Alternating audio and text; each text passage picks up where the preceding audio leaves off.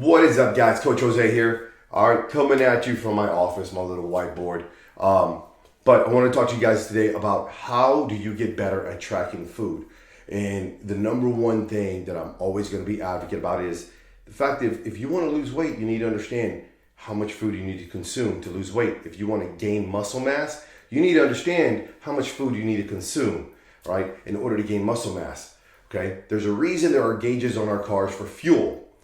That same kind of concept works with us and food, and you need to kind of get an idea how much food does it take to fill my tank up to get from point A to point B based off of how fast I'm moving, how active I am. And so if you want to get better at running and get a better mile time, maybe a 3-mile time, what do?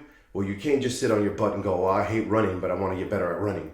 You go out and run.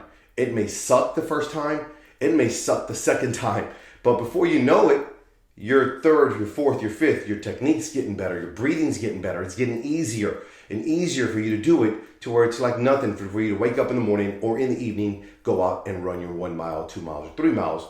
You're gonna get pretty good.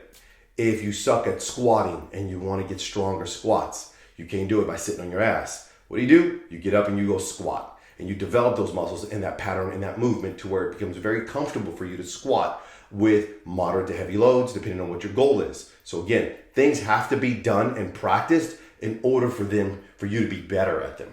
Same goes for logging food. You need to understand caloric intake. You need to understand how many calories you're consuming or not consuming so that you understand how you to best work towards your goal. I'm a huge advocate of tracking and logging food. So the number one thing you have to do first is download MyFitnessPal, okay?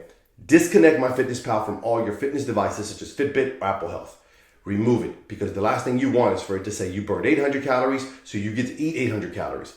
No, the only purpose MyFitnessPal serves is to track and log your food.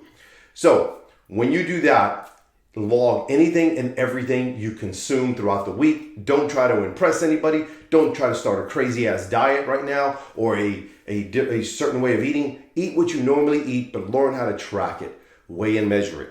You can start off by having something as simple as a food scale in your kitchen. I've got quite a few of these that lay around in my on my bar and on my countertops by the stove.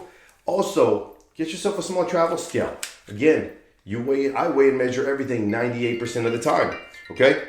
So, with that being said, purchase a scale and then be consistent with how you're tracking your food. Is it going to be in grams? Is it going to be in ounces? Is it going to be in milliliters? Is it going to be in pounds and ounces? So whatever reference you're going to use, whatever metric you're going to use to weigh the food, do that.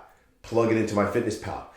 And then stay consistent with what you use to track chicken, what you use to track beef, what you use to track pasta, because there's 1,001 different ways to track pasta and 1,001 different pastas on there.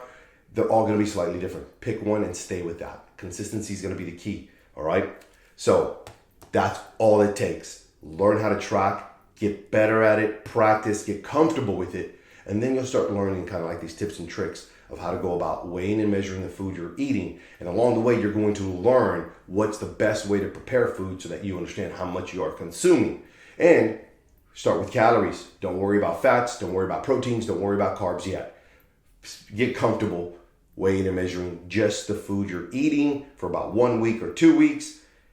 Stand by, because in the next video, I'm going to talk about the best practices to weigh and measure proteins, and also understand how do you know how many calories you should consume if you're losing weight. Hit me up with any questions you have on tracking food, guys, and understanding the best way to do this. Put them in the comments. I'll make sure to answer them, and keep an eye out for more videos like this.